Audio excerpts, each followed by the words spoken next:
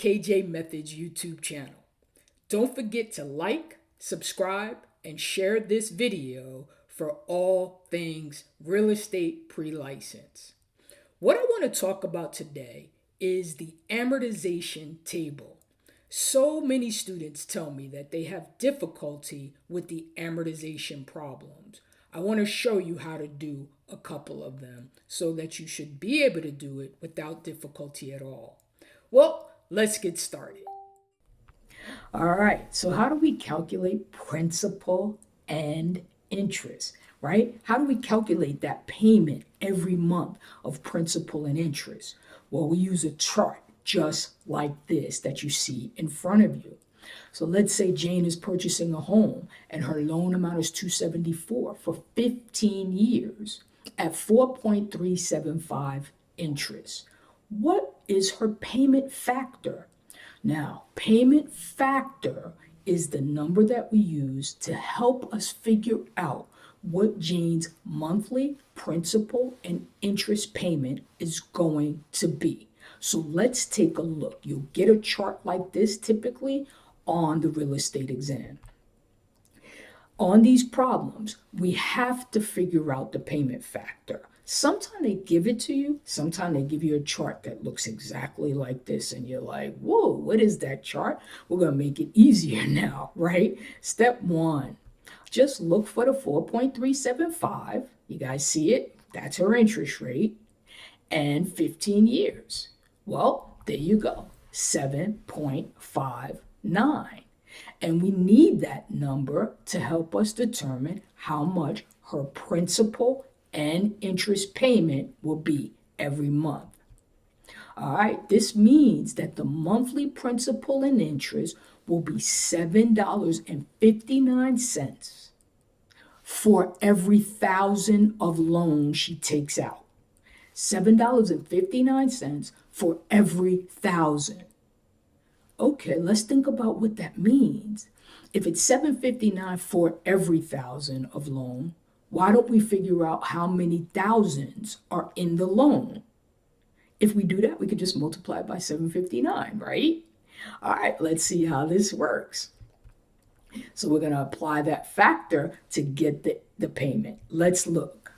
She's purchasing this home. We figured out the 759 per thousand. So what do? It makes sense.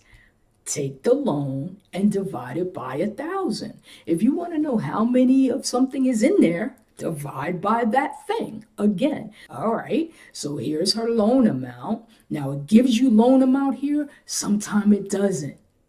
And then you know now how to figure out the loan amount, right? All right, so her loan amount, it's going to equal a number, and then we're going to just multiply that number by the payment factor. This is one that's very easy, so you want to remember how to do this one. So let's see. Her loan was $274,000 divided by 1,000, because let's find out how many thousands are in there. There's 274. There you go. Let's just multiply it by the factor they gave us. Her monthly payment is $2,079.66. Pretty easy. She's going to pay that every month for the life of the loan, because you remember this is a constant loan. Amortized, they use the term constant, flat. It's one flat payment throughout the loan life. All right, so that's the monthly principal and interest. Let's look at a variation of the same problem. She's purchasing her home for $350,000. Oh, here's one. We're going to have to figure out that loan amount first then, right? Because loan amount is pretty much the first step in many of these problems. So let's look at it. 350, 75% LTV. The payment factor is 7.26. Her interest rate is 4.5%.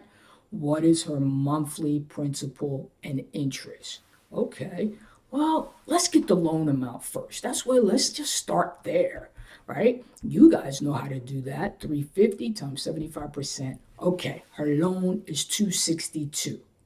Now we're just going to follow the formula that we talked about. See, this is what happens with you guys. You start seeing other information and then it goes haywire, right? No, all we're going to do is follow the formula. So what was that formula? We're going to take the loan over 1,000 and we're going to multiply it by the factor, right? Same formula. Let's see. 262 over 1,000 gives us 262.5, and then we're going to multiply it by the factor, 7.26. And so monthly, she pays 1905.75. Now, I'm sure you're like, KJ, what about that 4.5% in there? That's the problem, right? They got students running all around looking for how to use that 4.5%. You don't need it in this problem. Ignore this information. It's there to throw you off. If you go back a couple of slides and you remember that payment factor, when we found it ourselves, when we found the 7.59 ourselves, it included the interest rate already. So we don't have to use that number again. It was already included when we got to the payment factor. So that's just there to throw you off. Be careful of those. Well, that's it for today, guys. Don't forget to like, subscribe, and share this video to all who may be interested in learning about the amortization table. See you next time.